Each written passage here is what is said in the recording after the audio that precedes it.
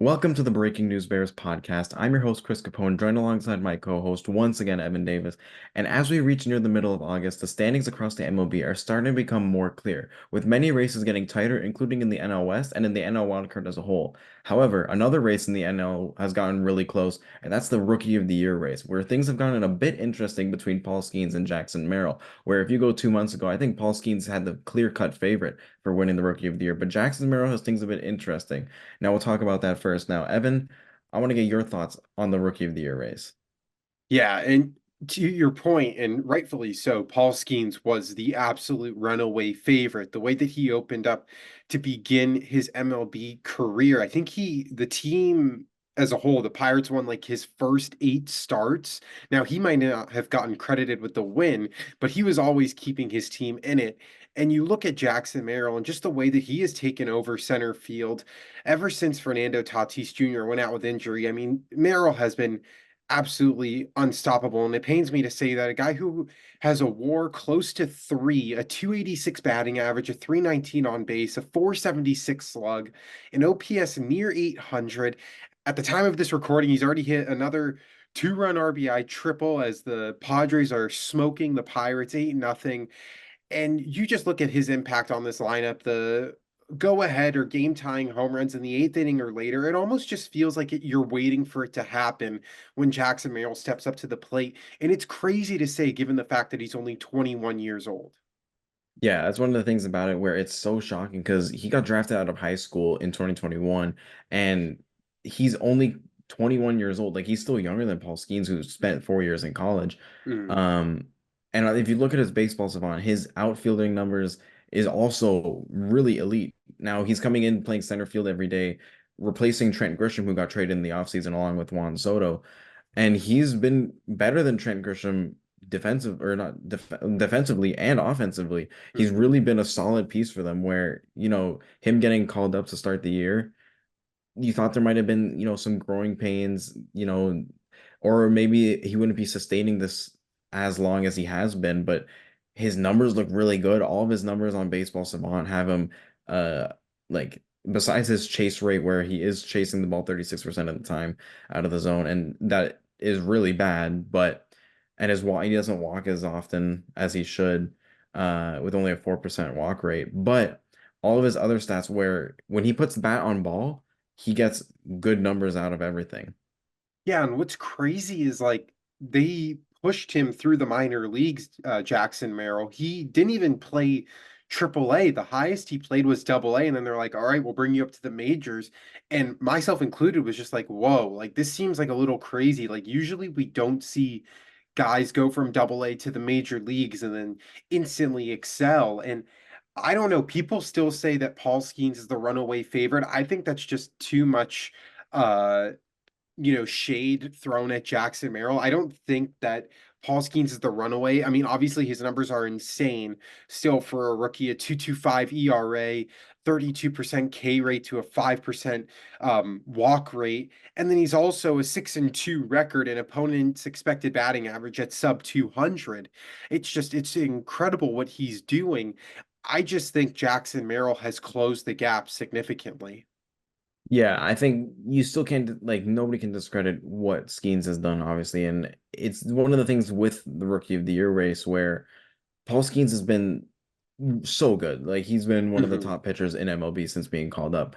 But the thing with being a pitcher is he can't really have too many bad outings in a row as compared to a position player like Merrill, where Skeens is probably going to have what around like eight more starts to the year, Yeah, probably and you around wonder if two. they shut him down just because Yeah, if the Pirates lose today, I think that's a 10-game losing streak that they would be on, and they've really taken themselves out of the playoffs. yeah, it's been a real struggle for the Pirates in the recent weeks, and we were talking about at the deadline for them to add, and they semi added where they got Brian De La Cruz and Isaiah Kiner-Falefa, but the thing with the Pirates is we were thinking of them potentially making a playoff push.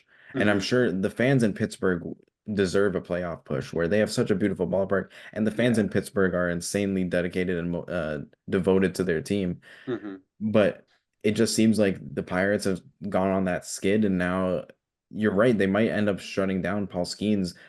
Um, there was a post you had sent me where in his first couple of starts, Paul Skenes had thrown what, like 30 Yeah, something like he had pitches. thrown in his first four starts, had thrown 50 pitches, 100 or more.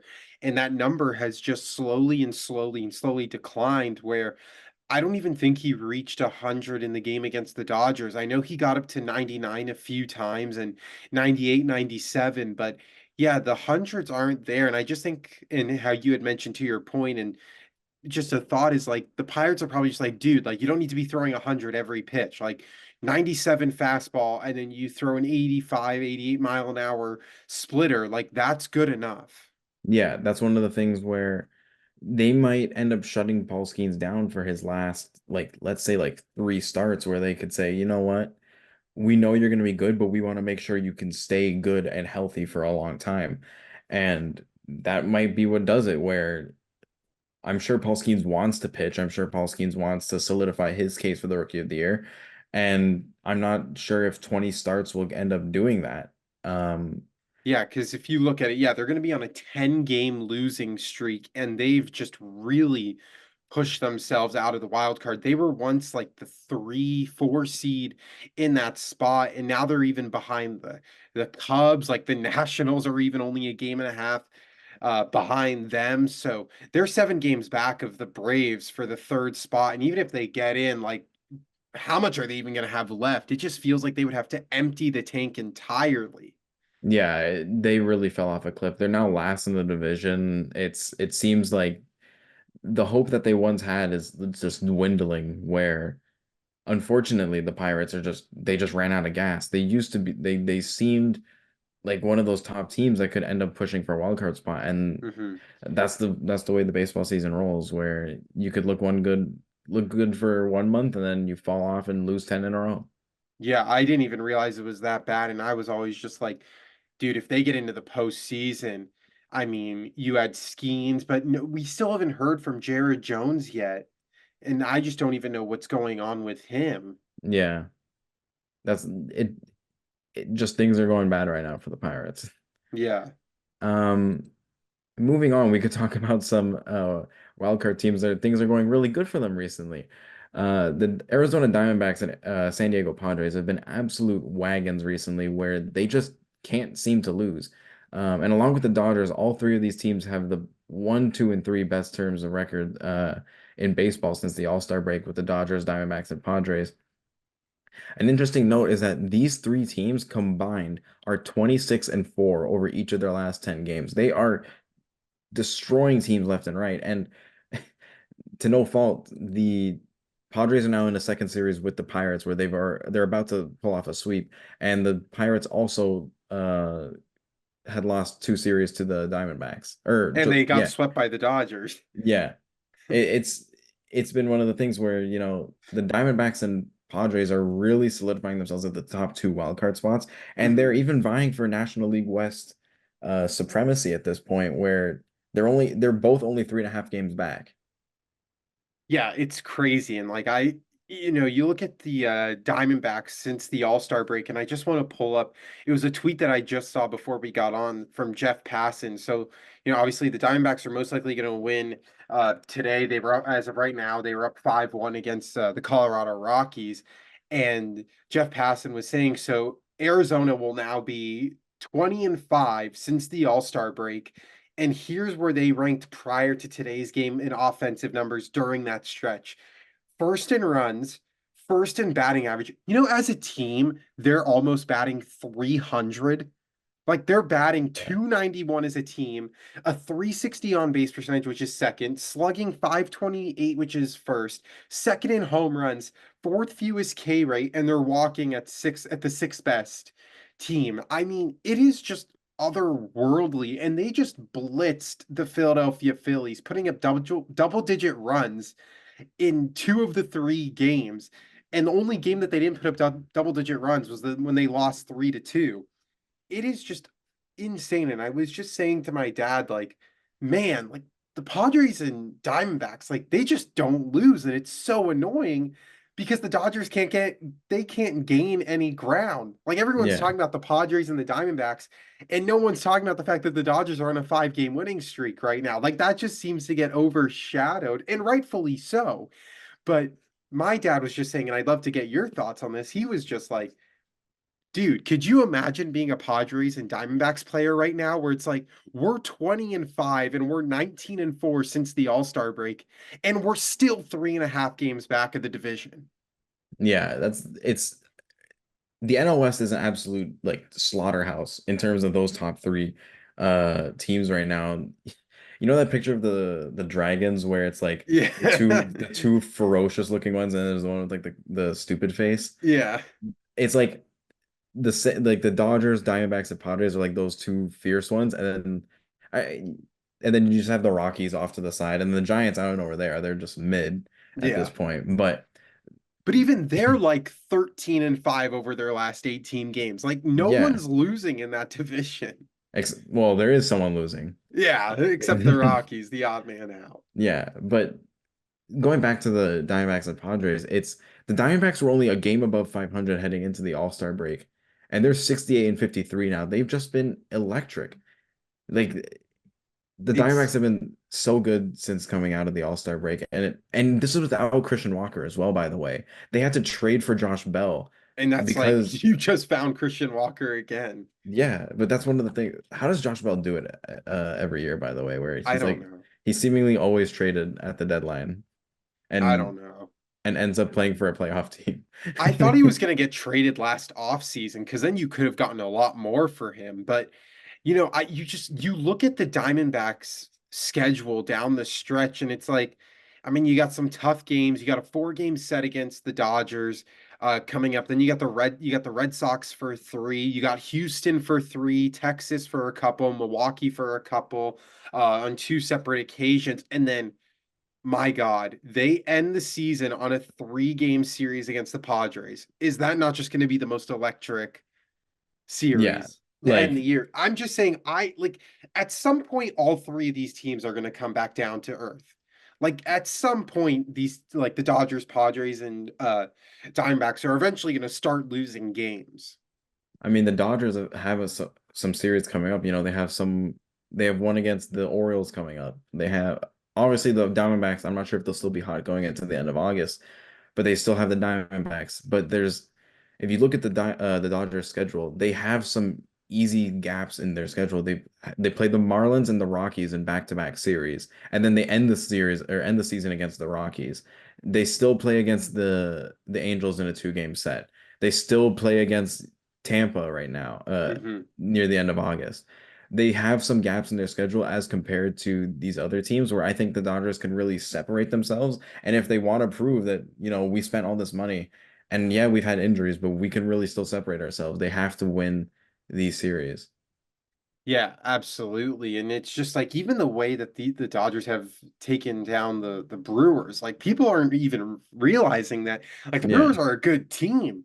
Like the Brewers had the third best record in baseball, and they were only a game and a half back of the Dodgers going into this series. So at least getting those two is huge. And then they'll go play St. Louis for a couple, come back as to your point. They'll play Seattle and Tampa at home. They'll have a 9 game homestand where they'll play all teams in the American League. And, that 3 game set against Baltimore, wow, get your popcorn ready for that. But also to your point, 6 of their last 9 games are against the Rockies. Like, Yeah. who are the Rockies even going to be fielding at that point? Charlie Conlon, he's gonna come up. Yeah, it'll come up. It's gonna be like a Nolan Shanaway situation from last year at the Angels. But Yeah. just joking. I think that's where, do the Rockies play for pride at that point? Are they like, no way we're letting, like, if the season's coming down and it's like the Diamondbacks and Padres are like a game behind, do you think there's any way the Rockies like, screw it, we're playing spoiler today and we're throwing everything we can to steal something? I who knows? Like when you're on a team like that, like, dude, any added motivation just to wake up in the morning and play baseball. Yeah. Moving on, we could talk about another team that's surprisingly, has the best record in baseball right now, the Cleveland Guardians. Tied with the Dodgers. Don't forget. Well, they both have the best record in baseball, so it's not wrong. Yeah. No, I'm just busting your chops. But yeah, the Cleveland Guardians have been, really elite, and they really went through a bad stretch where I think they lost what, six in a row, the Guardians did, Yeah. and they've still gone through that stretch and have still come out on top where, you know, they're tied for the best record in baseball, and that's something you wouldn't really expect having a six-game losing streak and then winning another six in a row right after that, Yeah, or well, they're four on in a a row. four-game winning streak right now. It's just Yeah, so weird, like because this rotation is like it doesn't have like any sexy names to it, and yet they're still finding ways to win. yeah, I don't understand how they're 71 and 49 and a rotation that has Tristan McKenzie, Ben Lively, Tanner Beebe, Gavin Williams, and Logan Allen. Like there is no true ace, I guess, if you want to consider Tanner Beebe an ace, a 10 and 4 record, 3.39 ERA, a whip that's just above one. But it's just this bullpen that has been unbelievable. And I don't know if you've seen this stat. I think I shared it with you. This was via Codify. The Guardians have not lost a game this season when leading after 8 innings. yeah. I swear, like it's a weird stat, like because when it gets to playoff time, I swear we always see there's like a stat like that where it's like blank team hasn't lost a game going into like the ninth inning with the lead or something. It's always something crazy where Mm-hmm. you'll go into the postseason and you'll just see like, oh, I guess Oh, not. yeah. Here, the Cleveland Guardians in the last 72 games that they've led going into the ninth inning, they're 72 and 0. Yeah. And Like, like you said, it's not really a good rotation, but what is really good is the bullpen. yeah. Like you look at it, who they've been starting a majority of the season. Tristan McKenzie started 16 games, a 5.11 ERA. He's sent down into the minors right now. Logan Allen, a 5.56 ERA, 19 games started. He's in the minors right now. Carlos Carrasco, a 5.64 ERA and 21 starts.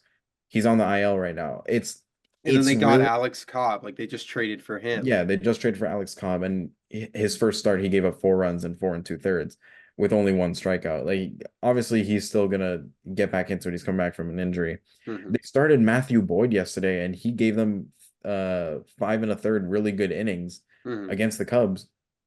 But the thing about the Guardians, excuse me, their bullpen is elite.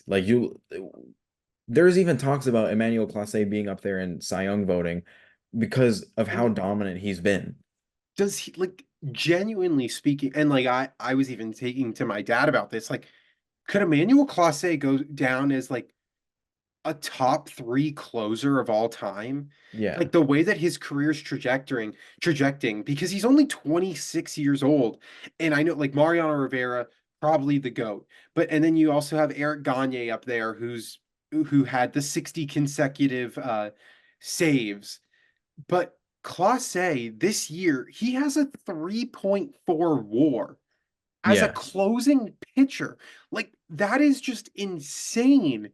He's 4-2. Wins lost, that doesn't really matter. Yeah. A .64 ERA and a .66 whip in 56 and a thirds innings pitched. And he doesn't have like the strikeout numbers that Edwin Diaz had last season, but he only has 7 walks this season. He has a strikeout to walk rate of 7, which would be the second highest in his career behind his 2022 season where he had a 1.36 ERA. Yeah.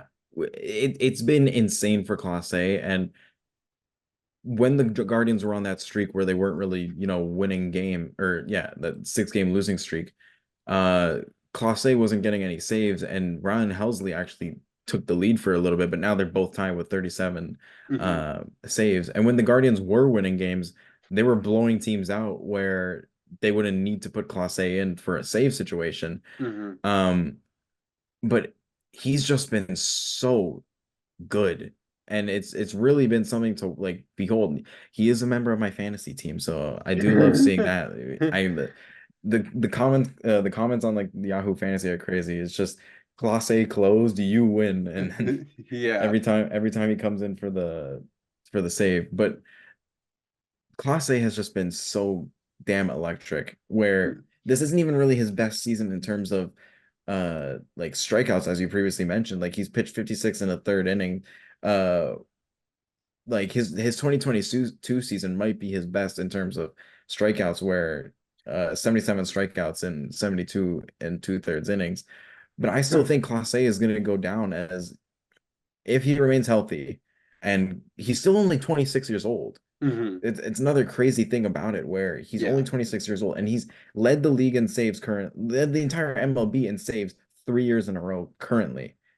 I just think it's an insane thing. Yeah, it's just 100 mile an hour fastball and then 100 mile an hour cutter. And then if you're waiting on the fastball, oh, I'll just throw in a 90 mile an hour slider to buckle you. Like Yeah. it's crazy. And you think, could he win the Cy Young? But then you look at Tarek Skubal, and if you want to talk fantasy team, I mean, hand up, drafted Skubal, traded him for J-Ram.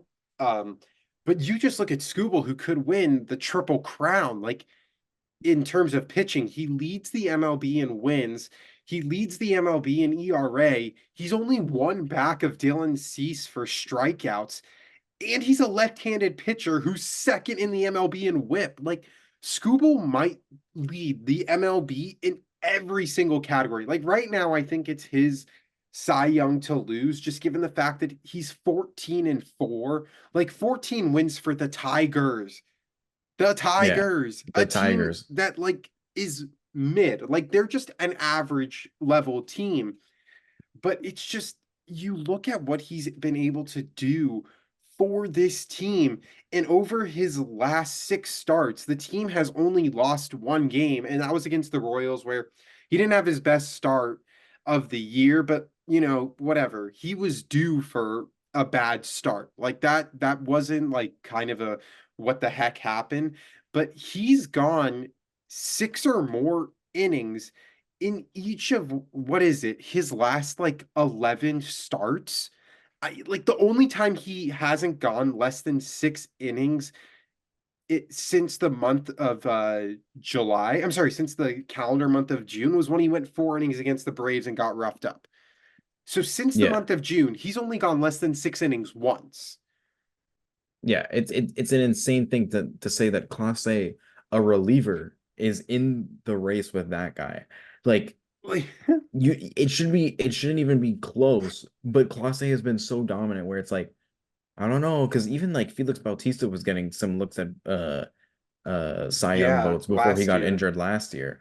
Because he was kind of doing the same thing where Felix Bautista had an ERA under one, was leading the American League in saves to that point, and then got injured and has to go through Tommy John surgery. Now he's taken a year to rehab. Hmm. But I feel like I'm not sure if we'll actually ever see a reliever win the Cy Young Award Yeah, again. it's just, I didn't did Mariano Rivera win it? Or I can't remember. Eric Gagne won Gagne it. won it. Eric Gagne won it, and like his numbers were stupid as well. But I just think if Clase was doing this, but he was putting up like Edwin Diaz type strikeout numbers, I genuinely think like the line would be even between him and Scooble, just given how poor the Guardians starters have been and just how dominant the bullpen has been, and the fact that the reliever has a WAR above 3. Like that is just ridiculous. Yeah. Like It's some it position players don't even have that. yeah, it's insane to see that a closer, not even Yeah. just a regular, it's a closer where I'm only coming into the game In in the the ninth. ninth inning, Yeah. or maybe the 10th if it somehow. But like Hmm. it's insane that a closer has an ER or has a WAR of 3.4. Hmm. Uh yeah, just insane stuff. One of the things we could talk about is J-Ram not getting enough love for potentially being AL MVP right now. And I know it's probably Judges to walk away with, and if it's not Hmm. Judge, it's probably Soto. But I think J-Ram should be up there in MVP voting right now. Yeah. Like I saw on the list that he was ranked fifth. And I mean, look, let's be like the American League, just in terms of AL and NL voting, it's going to be a lot tougher in the American League because, I mean, I'm going to throw the bias aside though. Like Shohei Ohtani's winning the MVP in the National League. I don't see anyone competing with him. I think Ketel Marte could seriously give him a run for his money, just given how dominant Marte has been. But now he went down with injury. He had an MRI. Um, you just look at the NL, it's clear. But for J-Ram in the American League, I mean, he's second in baseball in RBIs, 31 home runs. The OPS maybe isn't what you would like to see out of an MVP. It's not even at 900 or close to 900. The batting average is at 282. But you just look at him and the way that he has really carried this offense. It's been him and Josh Naylor that have just been clubbing the ball lately. But take Jose Ramirez off this team. Where are the Guardians? Like, Yeah, where are no. they? They're nowhere. They're really nowhere. And I get that J-Ram might not be one, two, or three, but or maybe one or two, just given Judge and Soto or Judge and Bobby Witt, but I feel like he's got to be top three for sure.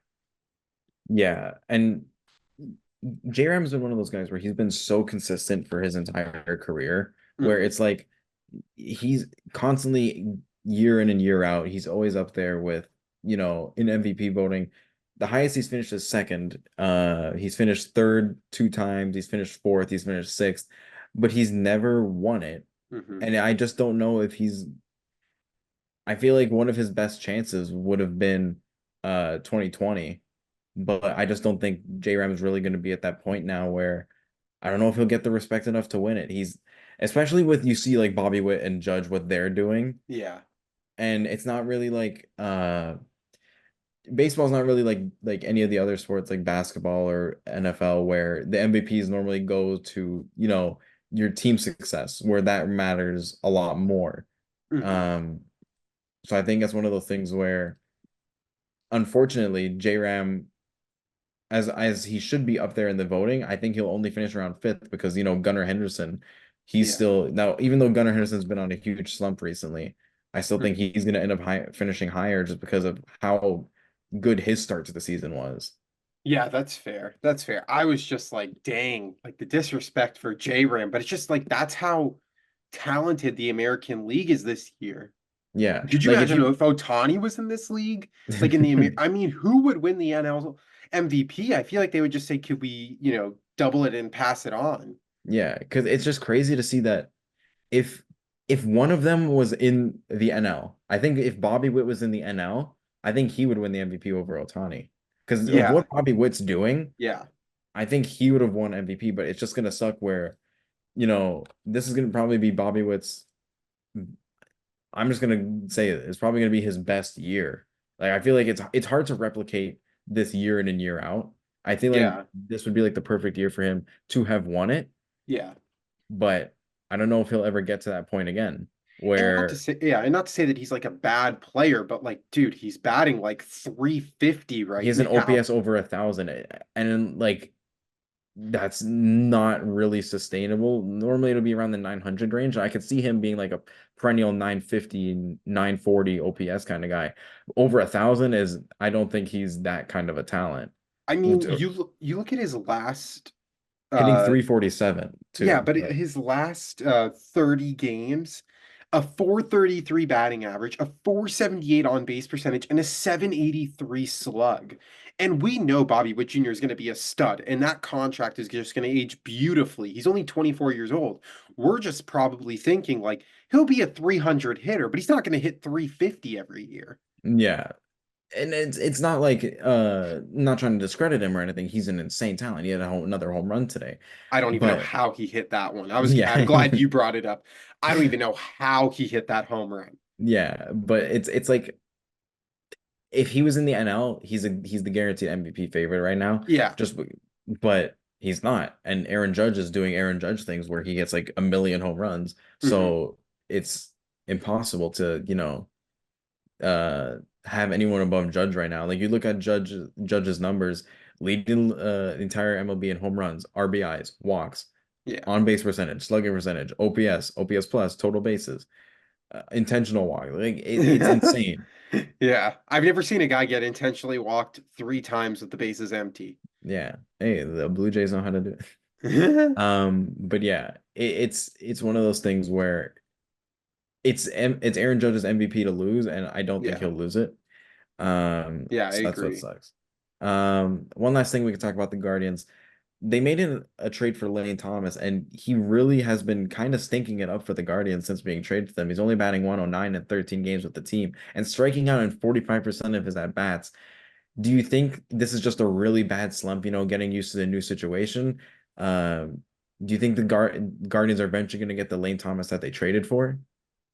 I mean, you would like to think so. Lane Thomas, I was kind of upset. I was like, I didn't even realize he was available. Like it's like, it's the Dodgers. You can't have everyone. But Lane Thomas is a really nice bat. And he also can steal bases. Like he's an underrated base runner. And you just looked at his contract, like he's still under arbitration for this year and next year, which is why the hefty asking price. But yeah, I think it's just getting acclimated to a new team, new ballpark, new setting and everything. Like he's probably right now just more focused on where's he going to live for the next year and a half. And this isn't what we're used to seeing from Lane Thomas. Like he's not a guy that is going to strike out in 45% of his at bats. Like those numbers are certainly not what they were expecting. And he actually had like a pretty solid first 2 games. Like you look at his strikeout numbers, even after this horrid 13 games or whatever it is, he's still only striking out in like just above 20% of his at bats. Like he's not known for striking out a lot. And that's including this 45% streak. So I definitely think that he'll get back to being what he's used to being. He does chase a ton. So maybe that's what the strikeout numbers are finally, catching up to him. But I think he'll eventually come back down as being the guy that the Guardians traded for because he was batting at the top of the order and he was doing really well. But then as he started to digress, he started hitting in the 6 and 8 hole. Yeah, it's just one of those things where, you know, being in a new situation after being in one for like 3.5 years, it can mess with you. And Yeah. it's just one of those things where he'll eventually get around to it. And I think he will end up being the Lane Thomas that they traded for. He'll go on a hot streak and things will even out. I need Um, him on my fantasy team, man. Clock's ticking. I need that. yeah. We're having a meeting tomorrow night. Hey, you're already up like 100 and something points today. Yeah, but the clock's ticking. Yeah. Clock is ticking. Moving on quickly. The Philadelphia Phillies have the second worst base record in baseball since the All-Star break. We've been talking about the Diamondbacks and Padres and Dodgers, who all have the best three records in baseball since the All-Star break. But one of the teams that has slightly been falling off a cliff is the Philadelphia Phillies, and they just got shut out at home yesterday by the Miami Marlins, 5-0.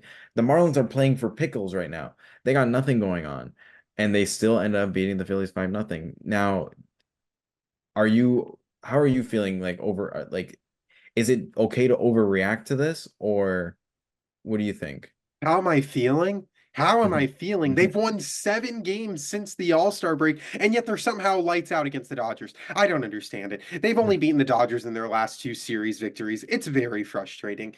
Um, I think it is fair to overreact.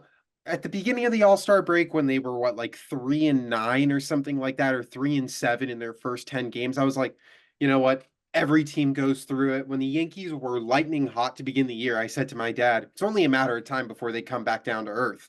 And you just look at the way that the Phillies have been playing offensively. Uh, Brandon Marsh has been terrible. Bryson Stott has been terrible.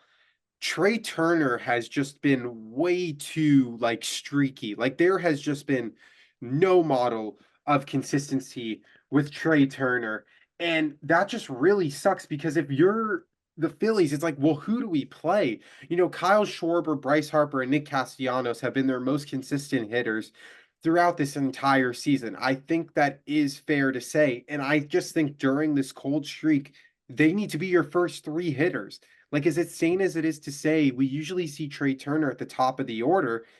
I think he's got to be batting like fifth or sixth right now. And like, obviously, I don't watch the Phillies or I don't pay attention to them as consistently as I do with the Dodgers, but I do know that over his last 15 games, Trey Turner's batting 152 with an on base percentage at 188.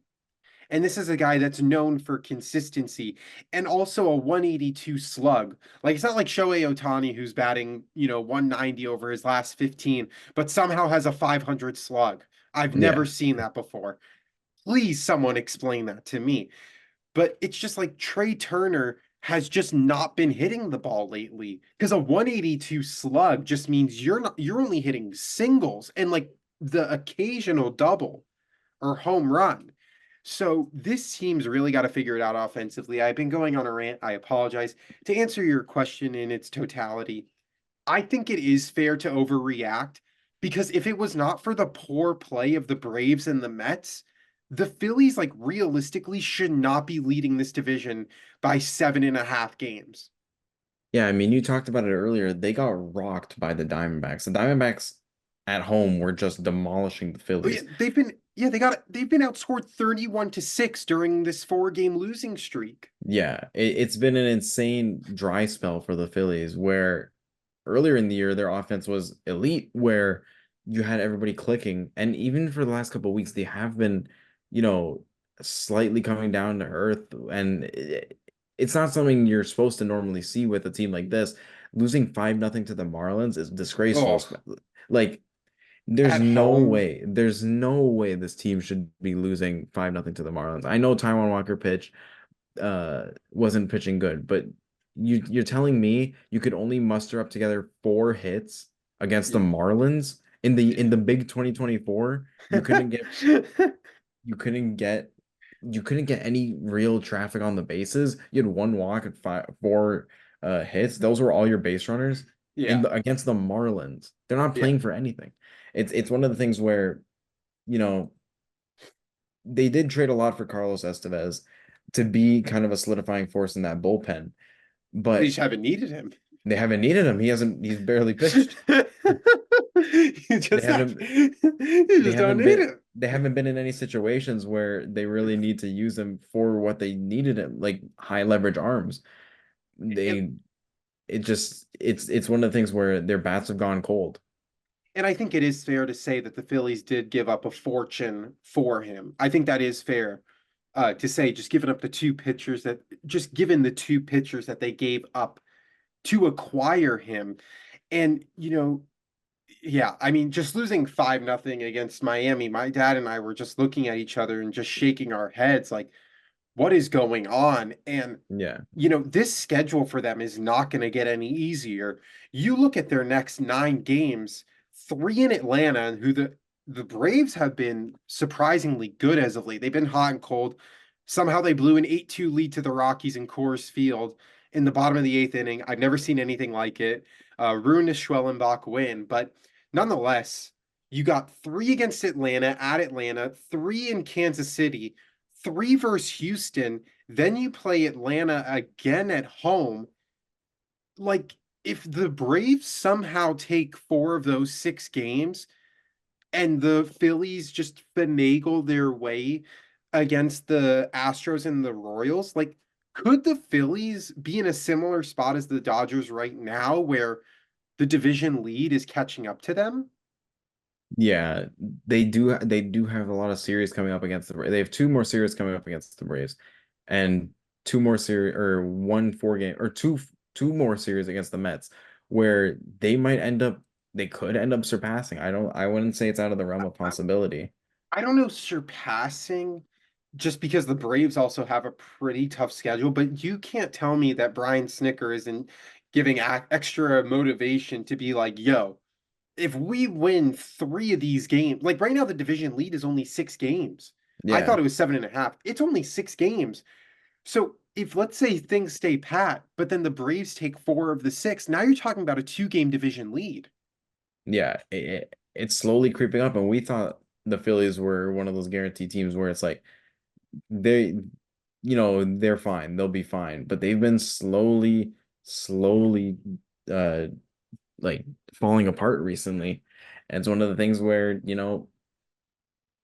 as the season winds down, how's this going to end up looking for them? Like when it comes to postseason, are they are they going to be one of those teams that are going to be really vying for it? Or are they going to be like what happened last year?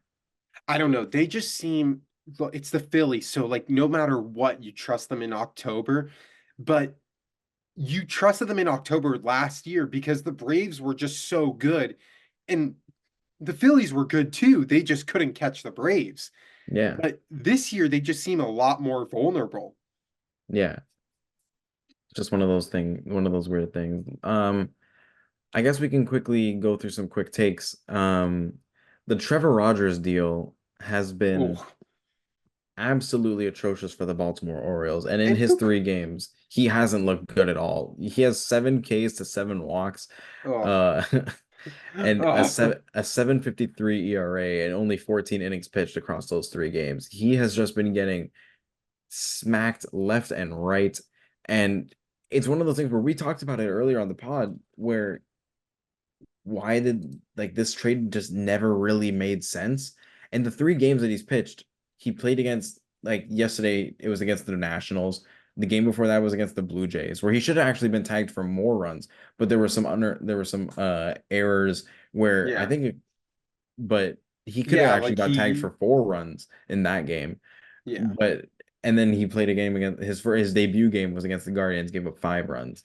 It's just been I never really got the fit for it, and it seems he hasn't gotten it either because he hasn't pitched that well.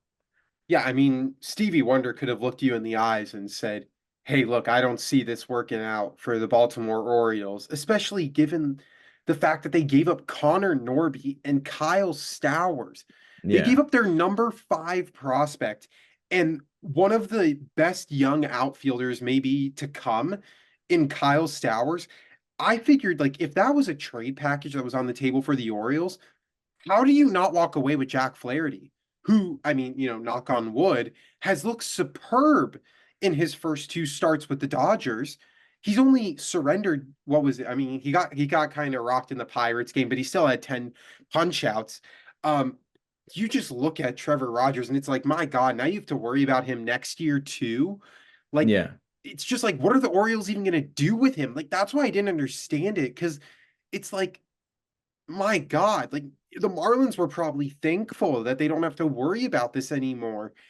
I mean, this is just atrocious. He only went 4 1/3 in his debut, has gone 5 innings in his last two, but I mean, my God, like even against I don't get it. I really never understood the fit. I never understood why this was even an option on the table. It's just like his season high in strikeouts is 6. yeah, Like in the postseason, you gotta have your stuff. Like ground balls and flyouts, just they don't really exist in October. If you know what, like you know what I mean. Like yeah, they just don't really happen. Like you need a strikeout guy, dethrone that lineup. And like, is Trevor like I just don't even see how he's on the postseason roster. yeah. Especially because of as of right now, the Orioles would be in the wild card series. Oh, Um, oh, and that's one of the things where I wouldn't trust him in a 3 game series to yeah. pitch at all. I wouldn't want him pitching at all, even if it's just No. I wouldn't trust him at all to be there. I would trust Zach Eflin. I would trust Corbin Burns, obviously, and I would trust Grayson Rodriguez. Yeah, Rodriguez is hurt, but dude, even if he's like 50%, I'm taking him over Rogers. I'm still Yeah, I trusting. like give me 3 if I'm the manager, I'm just like, "Yo, Grayson, give me 3 innings and then you could piss off. But just give Yeah. me 3 innings." I'm trusting Albert Suarez. I'm I'm trusting literally anybody else. I'm trusting a bullpen day from the Orioles in I'm October. trusting Obama. No. I Before want I Iguodala. I'm trusting Andre Iguodala to come out and learn how to pitch rather than thing. I'm trusting Jose Bautista to go pitch. Yeah. Um, but yeah, I would not trust Trevor Rogers at all to pitch in in any fashion in the postseason. I don't see how there's a way where they can get away with it at this point where how poor he's been, and especially as you brought up, you need a strikeout guy, and he's never been really a strikeout guy. So I don't see Yeah. where the fit is at all. I just think the Orioles got pressured and they were just like, we need to make a move ASAP. And again, I'm happy that the Dodgers got Flaherty, but I was just so surprised by the package. And if you look at what the Dodgers gave up for Flaherty and what the Orioles gave up for Rogers. Rogers, you would have thought that those trade packages would have been flip-flopped, where like the Yeah. Dodgers would have had to given up their number five and like an up and coming. Like I thought it would have been like Outman is gone or like one of them is gone, even if he's a rental. I think the Orioles were feeling the heat given all their injuries, and they were just like, you know what? F it. Let's do it. Should have called the Blue Jays. I would have taken Connor Norby in a heartbeat. Yeah, For you exactly. for Yusei Kikuchi, who's been quick note, Unreal. he's been completely insane for the Astros, which I think I Who would like. have thought? He's always been a good pitcher. It's just recent bad luck really screwed him over. Yeah. But moving on, we'll quickly talk about is Blake Snell the greatest second half pitcher of all time? You sent me a post where Yeah. his stats in the second half in his second half throughout the career, the second half of the season, his starts, he's been one of the best pitchers of all time.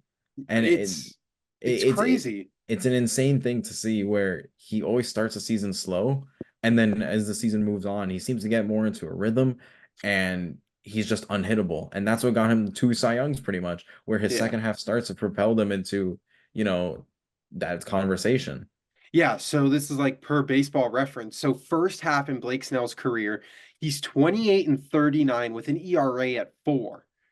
In the second half, he's 41 and 17 with a Yeah. 2.38 ERA.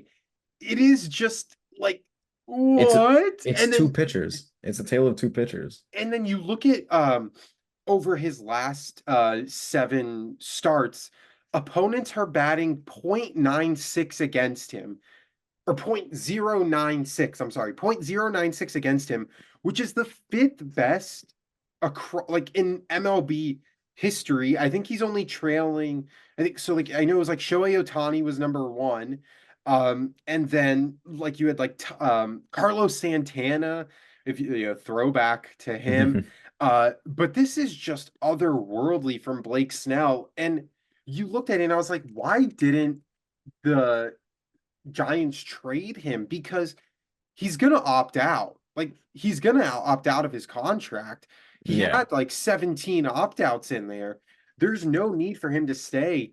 But it's just like if you're a team, do you like, yo, like we'll sign you, but like we low-key only need you for the second half of the season. Like that, it's Yeah. just like it's one of the weirdest splits I have ever seen from a pitcher. I don't know if you could find I genuinely don't know if you could find anything weirder. Yeah, just for reference, since the All-Star break, so in the 5 games since the All-Star break, he's thrown a no-hitter. He's had a game with 15 strikeouts, and he's had 2 games with 11 strikeouts, one of them being the no-hitter.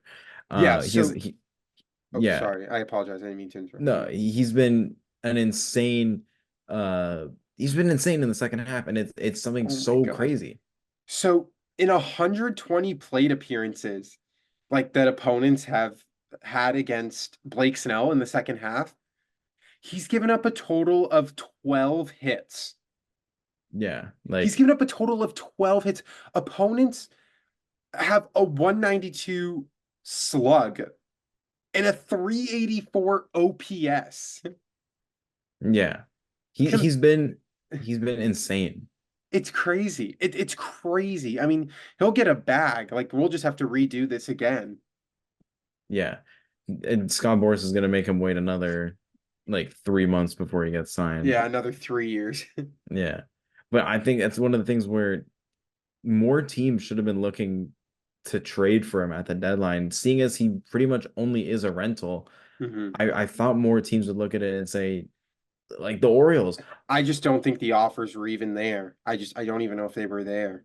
I would have been more uh okay of the Orioles trading one of their top prospects for a Blake Snell Yeah, rather than two of their top prospects for Trevor Rogers. unreal. The last thing we'll get out before this episode ends, we talked about last episode Otani going for 40 and 40. 40 home runs and 40 stolen bases. I mean, he'll But most likely get that. he'll most likely get that. But do we think there's any possibility, while he currently is on pace to become the first 50 and 50 player in MLB history?